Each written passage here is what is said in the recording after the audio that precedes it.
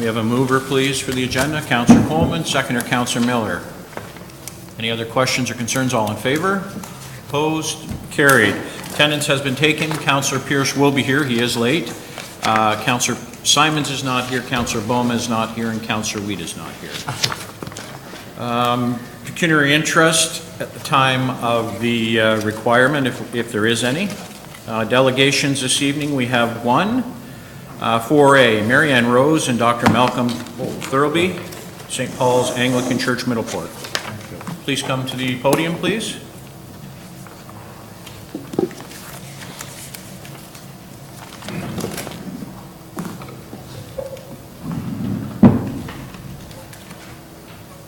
Thank you very much.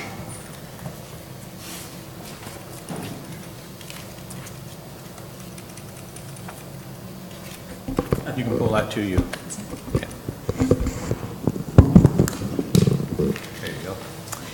Good evening, Mayor Eddy, Chair Cardy, councillors, and visitors. I'm Mary Ann Rose. I'm one of the trustees of St. Paul's Middleport. With me tonight is Dr. Malcolm Thirlby. Thank you for the opportunity to present our request that the County of Brant assume ownership of St. Paul's Middleport. You have a 2-page handout.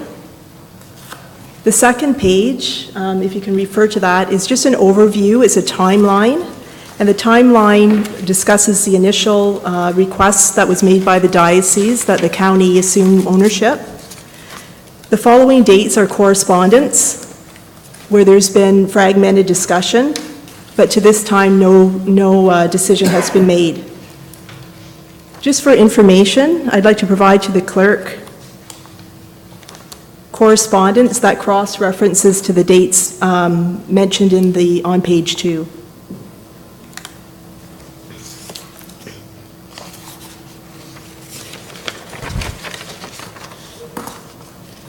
Okay, to the first page. So the first page describes a brief overview of the cultural and heritage attributes of the structure that it brings to the community and to the County of Brant. St. Paul's is virtually in its original condition and is the only public structure that has enjoyed 150 years of continuous use. It is the defining cultural and structural heritage landmark of the community. Situated in the heart of the village, it sits in its cemetery on the banks of the Grand River. Most recently, an announcement recommended demolition brought community support, expertise, and enthusiasm. I have a petition that I'd like to present to the clerk also for information. It has 68 names. They're local and affiliated with church and village. There were 68 local names on the petition.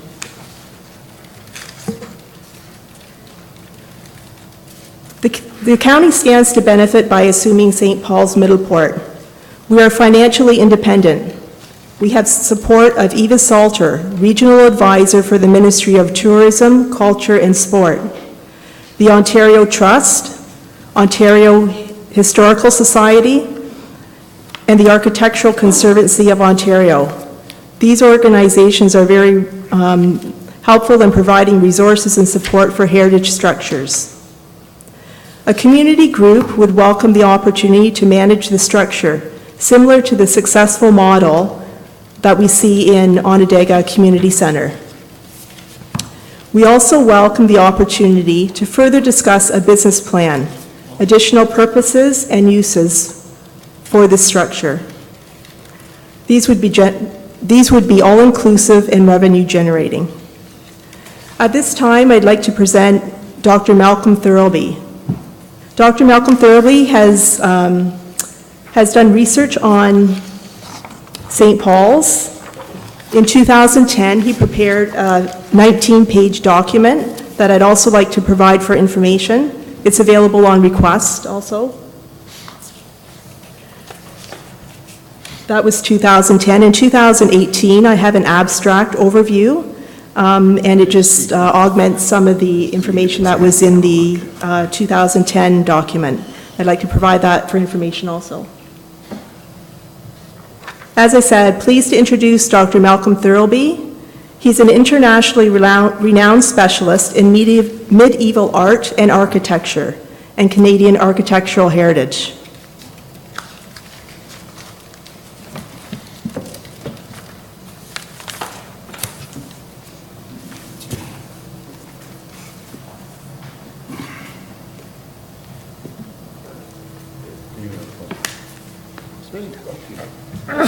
Thank you, Marianne, and thank you for having me this evening. I've got 9 images and I think 2 major points that I want to make.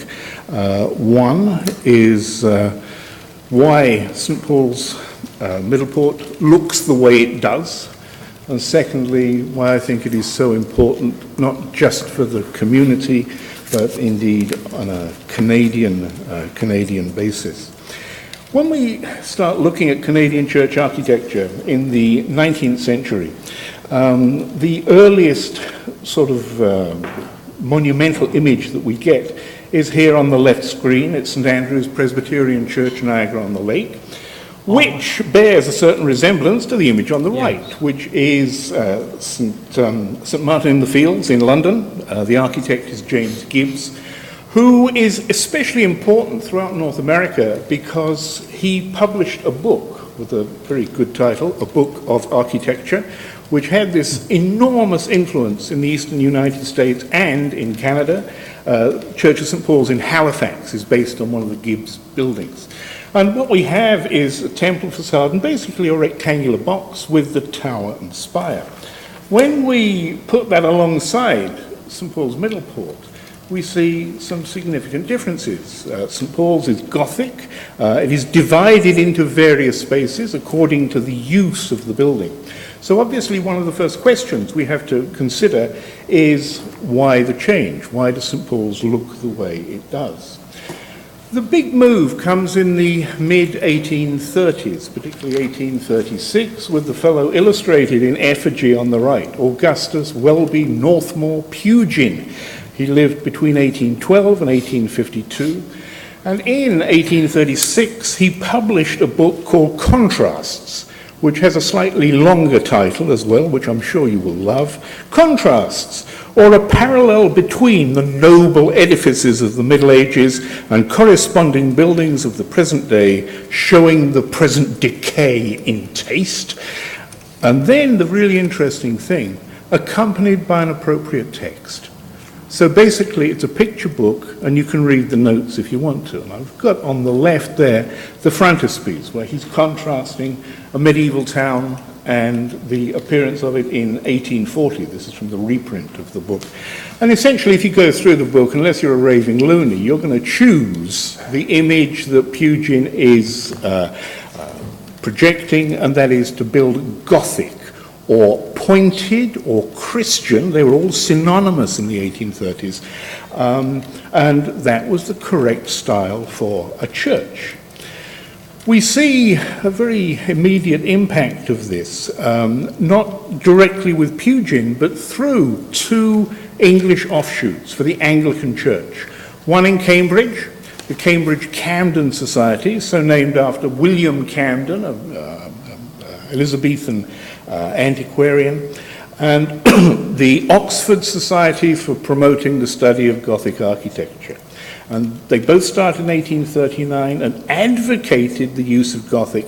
They were so successful that if we look on the left image here and see Christchurch, Fredericton, New Brunswick, 1845, we put it alongside St. Mary's, Snettisham, you can see you've got a model-copy relationship. So in that 10 years since Pugin published, we have now very, very authentic revivals of things medieval and particularly things Gothic. We look at St. Paul's Middleport. Obviously it's much smaller. It's a rural church. It didn't have the money of Bishop Medley out in New Brunswick. And that indeed is one of the key features of the building. We don't have too many of these rural board and batten churches remaining. If we look in Ontario, there's one at Port Reyes, but it's later, 1880. The only other one I know that's in use is Brooklyn, just near Whitby, and there's one preserved at Balls Falls, which is from Hannon, just outside Hamilton.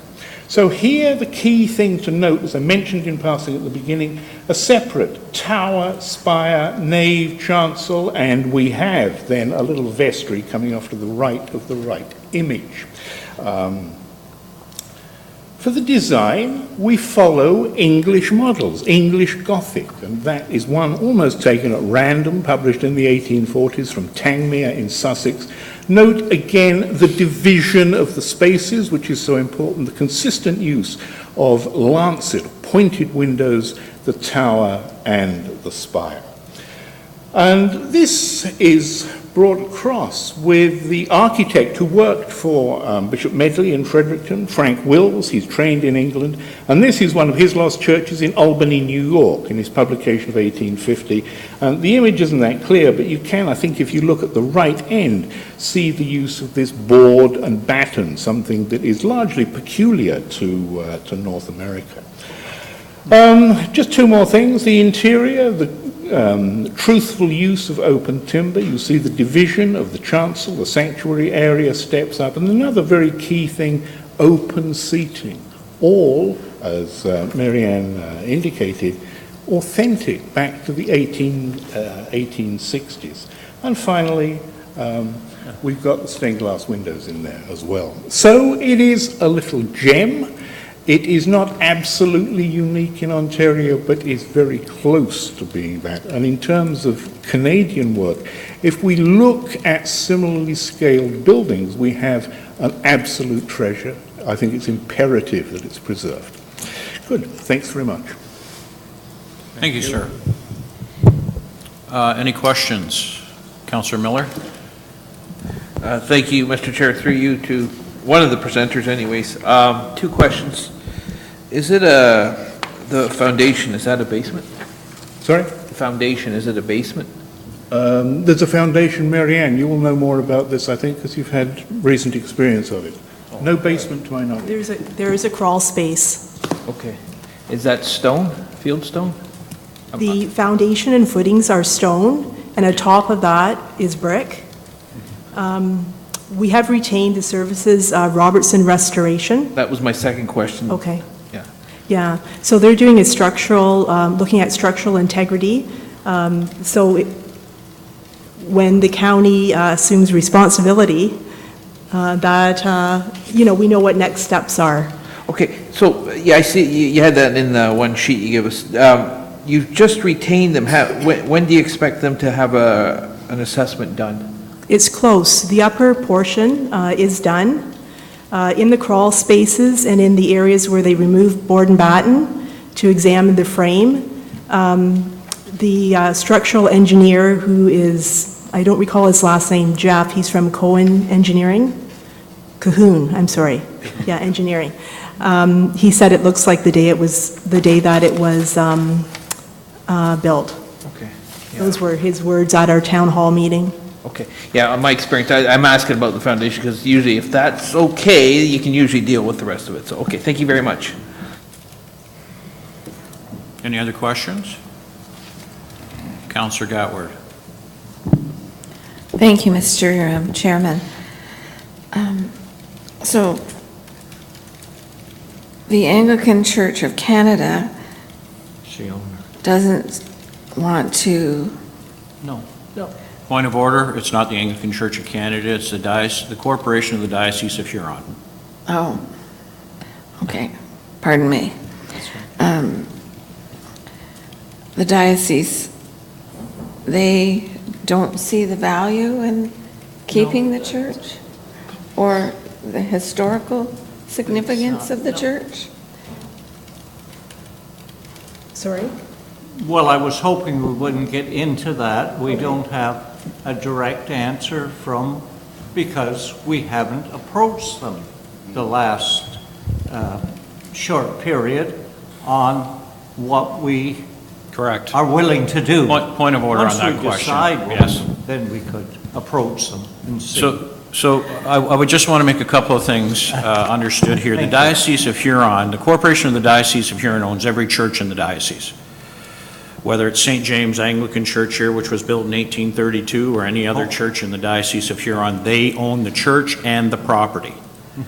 There are funds in every church. Some churches have funds in holding with the Diocese of Huron as well. And I notice you have funds with the diocese as well. And I speak about this because I sat on the Bishop's Council, I sat on A&F, and I sat on Buildings and Properties for the diocese, and I know what you're going through, and I feel for you right now. Have you had any contact with the Bishop's office or A&F since your last meeting with them that's registered on your timeline? We've had indirect contact through Archdeacon Tim Dobbin. Yep, okay, They encouraged us to pursue alternatives to demolition. okay.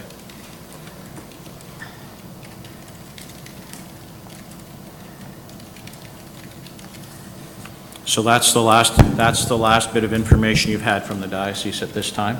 Yeah, and it was just an impromptu email and discussion. Probably it was after our Easter service. So that would have been March, end of March or April.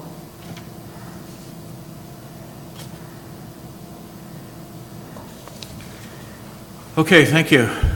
One quick question, if I may, to Mr. Bradley. Mr. Bradley, have we had any information from the diocese on the transfer of the property to the County of Brant?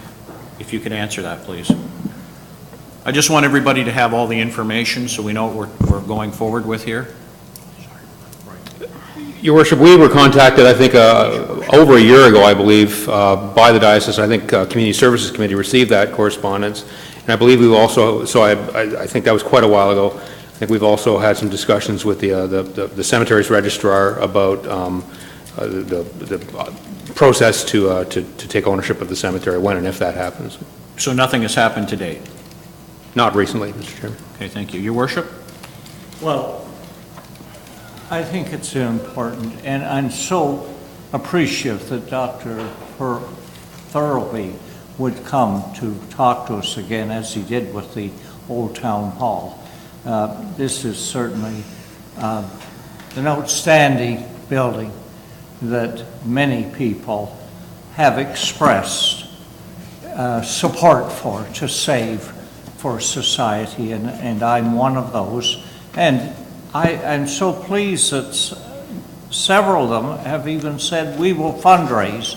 So there's a good feeling about it. And the important thing is the steps that might be taken to secure it, to come down the road. So I don't want it backed off before we get to the place that, because it is important to society, and we'll hopefully move ahead. And I think, and what we usually do is hear the presentation, ask any questions that we might have floating up there, and then debate it after the delegation. And I think that's the way. I certainly support that. Thank you, Your Worship. Councillor Gatwer, please. Thank you, Mr. Chairman. Your presentation under financial position, it states that the Anglican Diocese of Huron holds funds in trust for the church. Do you know how much funding is there? Point of order, that is not what we're talking about here today, Councillor. That's part of the presentation. Councillor, I'm going to tell you, we're not here to discuss that, and there's a reason why. That has nothing to do with the County of Brant. That's between the current church and the diocese, how much money's there. We will have nothing to do with those funds. I can tell you right now, we will have nothing to do with those funds. They cannot, the Diocese of Huron will not release those funds to the County of Brant, I'm telling you. And I'm not suggesting that, Chair Cardy. I'm wondering if those funds can be used for restoration. That would be the call of the Diocese of Huron, whether they will release those funds to them. For restoration. And that's why I asked. They're the only ones that can make that decision. I'm sorry to say that, but sitting on that committee for a number of years, that is the protocol, that is the process that is followed. And I know there's funds there. Whether those funds can be allocated would be up to the bishop and the bishop's committee. But I've seen this happen in Windsor, and it went south really fast. I appreciate what these people are doing. I think it's a great cause of what they're doing and how they're doing it. But there is a proper process that must be followed with the diocese as well, from the county's point of view. So nobody knows how much is being held then? Their wardens would know how much is in trust with the diocese, or they Thank you. should. Thank you. Councillor Chambers, please. Through you, Mr. Chairman, to the delegation, my question is, would you or some of the volunteers associated with your group be willing to work with our staff to further flesh out a plan and perhaps then present that to the committee with a little bit more information that staff can glean and then you can provide so that the committee has an understanding of where we could go from here? Yeah, we would welcome that opportunity. Thank you, Ms. Rose, I appreciate that. And again, I thank everybody for the input they've done here. It's a great presentation, and what you have put down and how you've documented everything is great. Councillor Chambers? Would you like a motion at this time? Yes, please. Mr. Chairman, I don't want to cut off any questions. Nope. But I would move that the delegation be requested to provide input and work with our staff to present a report to I'll say the council. It may have to go through the Corporate Development Committee. The right route will happen. So my motion is that that the delegation be requested to work with our staff to present a report for the benefit of council and looking at a way to move forward. Seconder, Councillor Coleman, thank you. Yes, sir. Thank you, Mr. Chair. And I would make a friendly amendment to that. I think put the word in options that Yes. staff can come back with and give us options on where this could possibly go. Yes. Thank you. Good idea. Thank you. Any other comments or questions? Thank you both for your presentations. Very good presentations. Thank you. Just for my own information and for the visitors, we're not well-versed with process. Do you require us to stay longer if you're debating or have other questions? You don't have to stay, no. Okay, okay. No, I don't believe we'll be asking you any more questions. Now Okay. that the question period is over, we will discuss it and then make a decision at that time on the motion that we have on the floor currently. After that, we'll be finished with it. Okay. Again, thank you very kindly for your time. Sure, no problem at all. Thank you.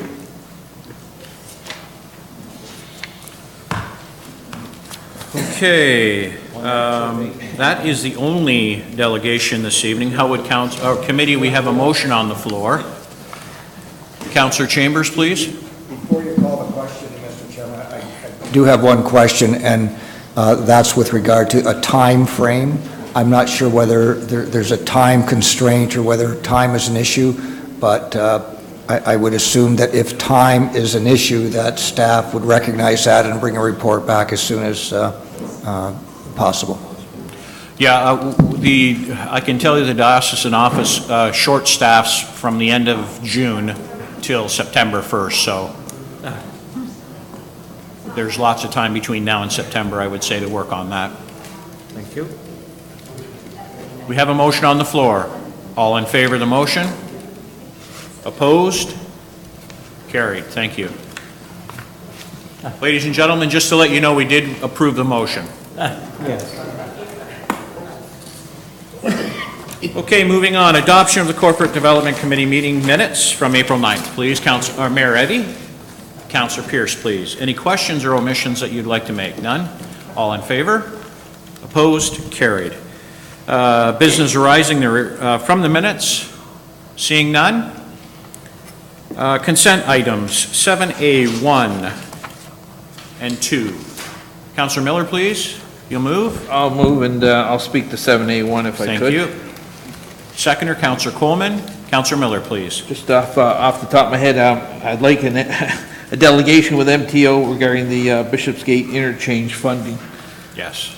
It's a new government. Well, it'll be a new government. We don't know what color. But whoever it is, I think we got to get out in front of this right away, so. I think the more delegations we have, the better. Thank you. Do we need a seconder for that, or is that just a? I don't think so. We don't need a seconder for that. Okay, thank you. Councillor Coleman, did you have No, we have a seconder. Councillor Gatward, did you have any questions on one or two? All in favor? Opposed? Carried. Thank you. Moving on. Consent items to be received, B 1, 2, and 3. Councillor Pierce, seconder, please. Councillor Coleman, any discussion? All in favor? Opposed? Carried. We have committee reports. 8A, recommendation.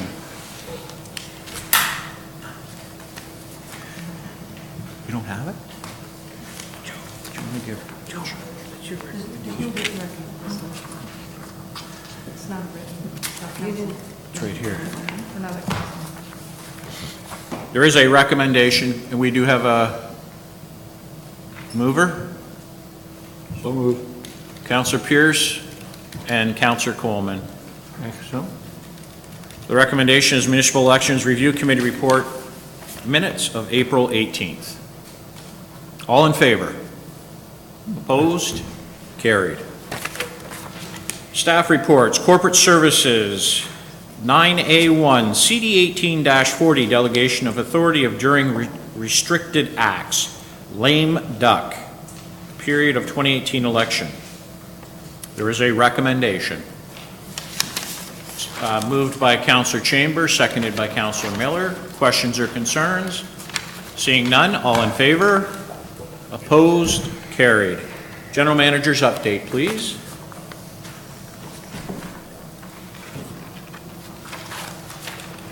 Good evening, Ms. Hewitt. Through you, Mr. Chair, I just would like to advise the committee that the shortfall in the taxes collected this year that we had brought forward to you earlier this year, we will have enough money in our surplus to cover that entire amount, so we won't be bringing anything back to you to request funding from any other sources. And the other thing I wanted to update you on was the OPP detachment. We're just finalizing the assessment of the pre-qualification submissions, working through the fine details of the build. And Cindy Stevenson, who's going to be taking over for me for the next little bit, she'll be calling a detachment committee meeting, likely the first week of August. And that will be to approve the RFP award. And we'll also be bringing the details of the design and some color palettes for you to have a look at. So again, that's the first week of August is the plan. That's it. Any questions? Councillor Pierce, please. Thank you, Mr. Chair. A comment, if I could. I don't know if anybody has driven out past the location, but it's kind of neat to see that the field is all done up except for that little section, so it's kind of, that's progress. I love it. It is progress. They've been out there doing some of the work with Six Nations. I'm trying to remember the name of what it's called. Part of the, yes, the archaeological. Yes, they've been out doing that, and from what I understand, that's all come back fine. Perfect. Any other questions, comments? Is that it, Robin? That's it. Thank you very much. Thank you.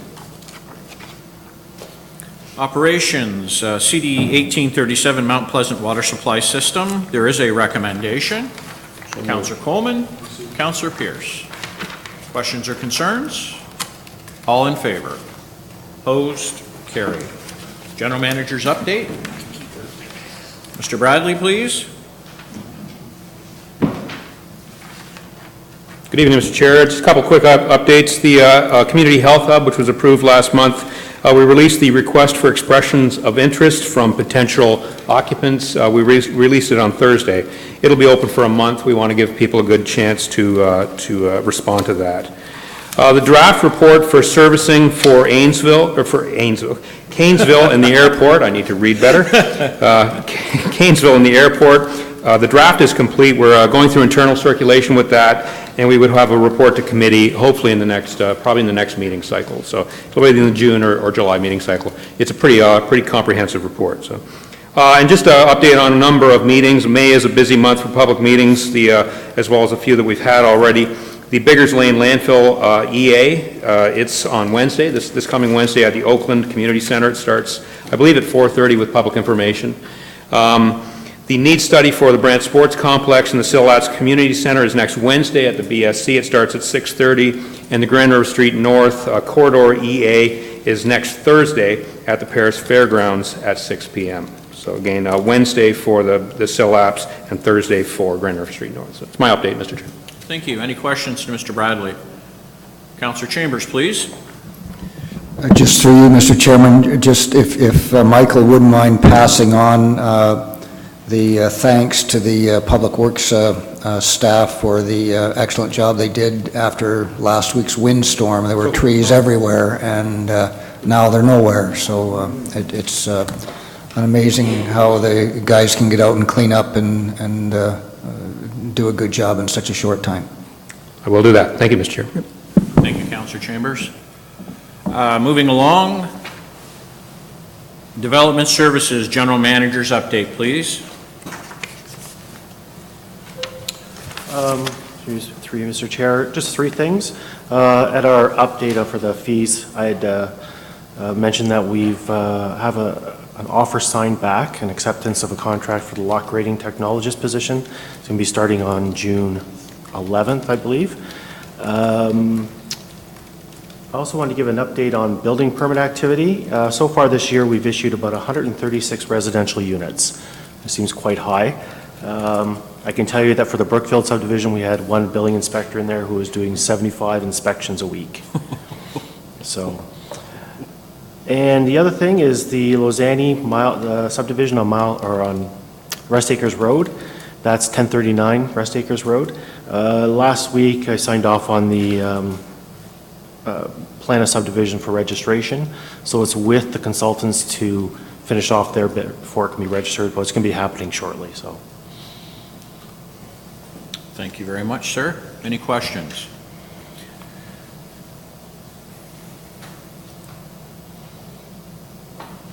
Moving forward to Economic Development and Strategic Investment. General Manager's update, please.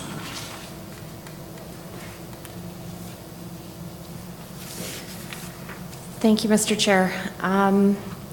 Quick update on the employment land strategy. This has been ongoing for quite some time, and it was, as you know, in a holding pattern because we were waiting for the province to release their new approved methodology for assessing lands. That approval actually came from the province, 2 Fridays ago, I guess now. So we are moving full force on phase 2 now with the assessment of our land inventory and where we want to position our lands moving forward. So it's good news that we can move ahead and we're not sort of in that holding pattern anymore. We weren't sure if we were going to get that this year, so it really speeds things along for us. On our economic development strategy, we met with the successful consultant that we engaged last week for our kickoff meeting.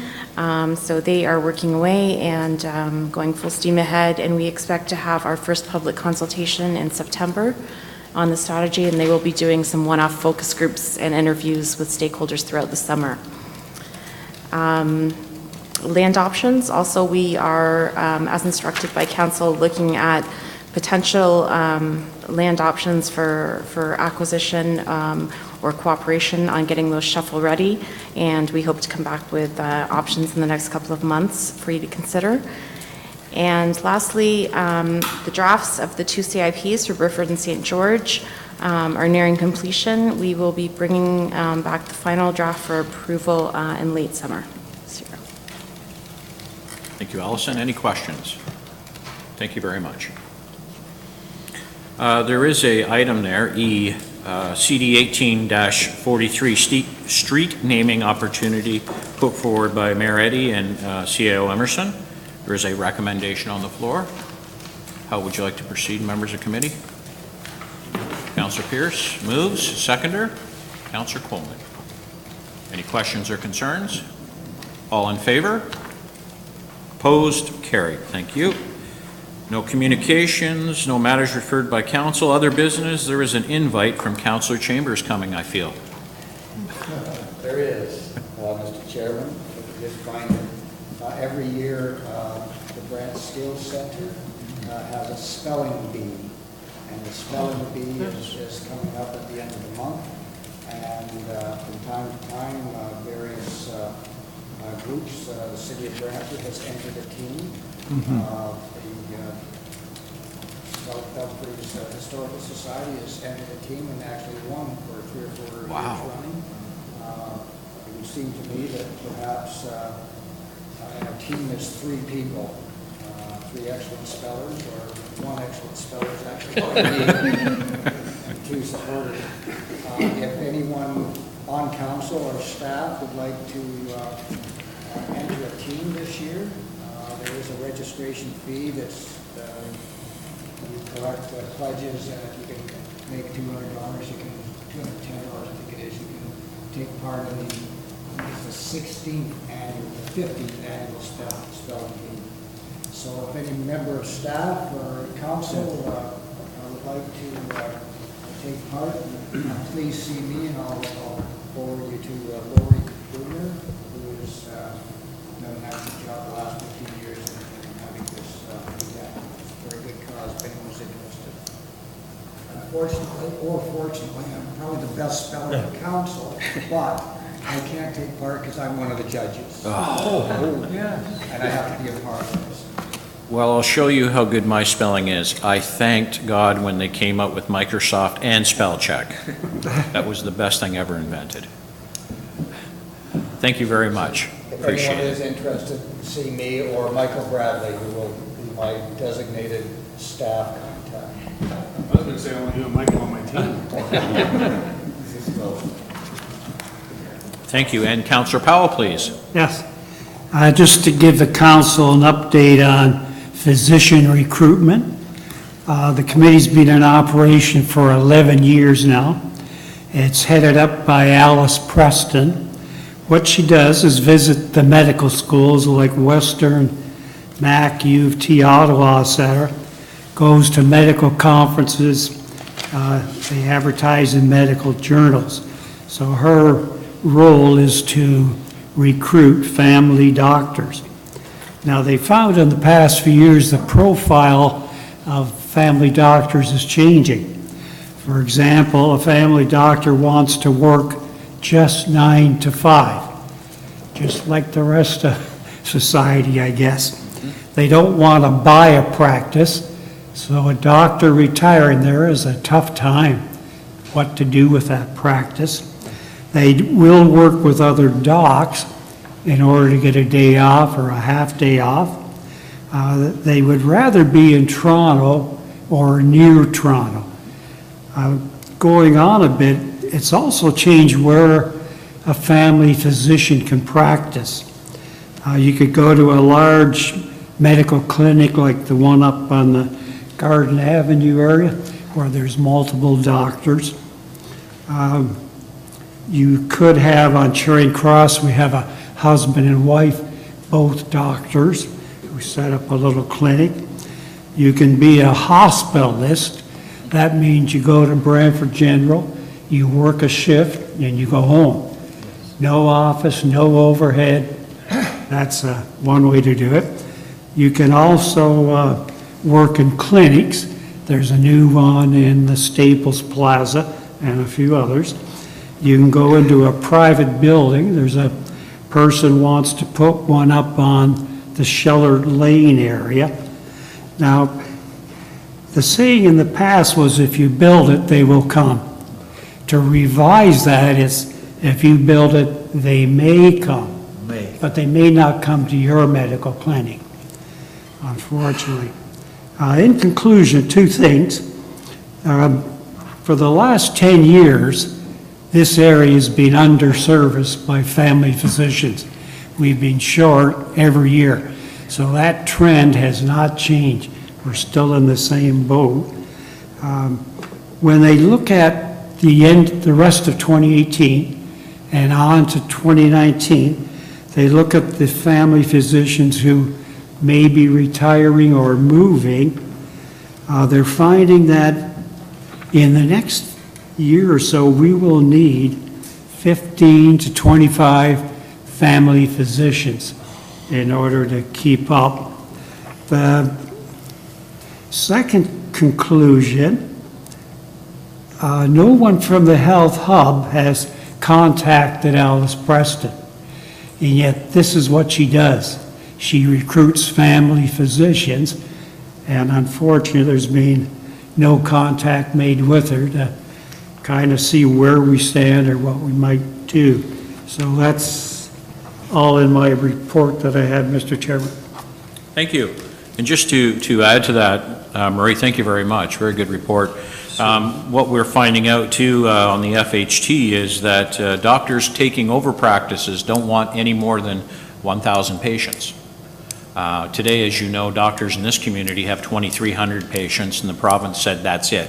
2,300 is the max. So what you're saying about 15 more, we're looking at probably even more than that now. Your comment about the hub and looking for doctors. So the hub has members on their committee that, or the FHT have members on their committee that do their research and look for physicians that way.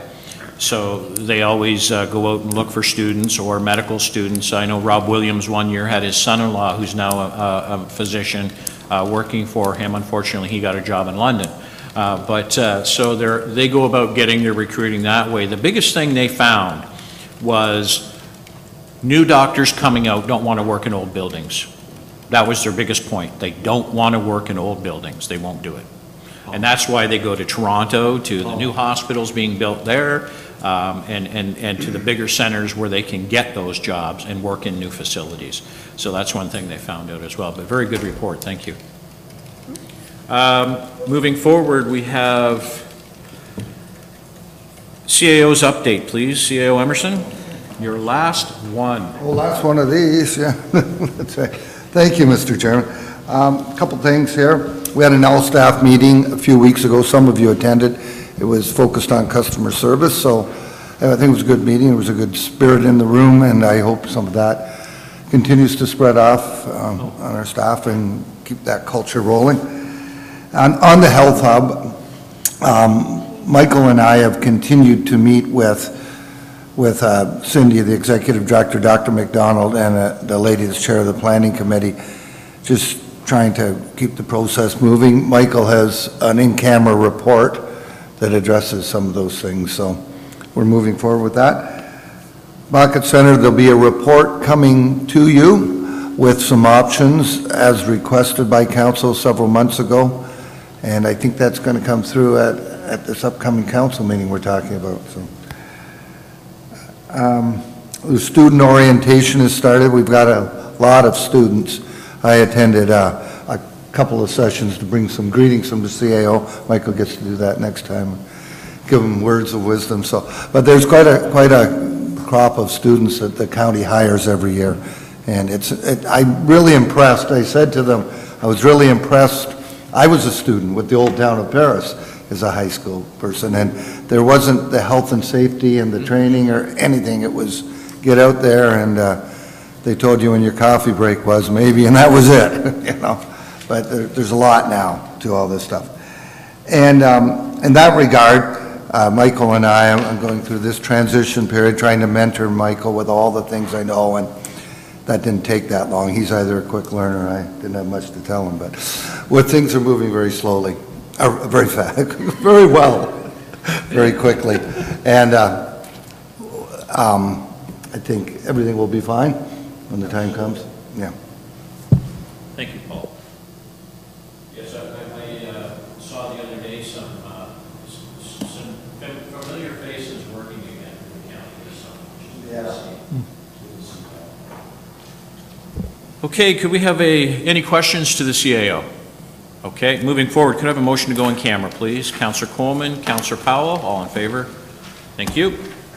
And since there's one person that You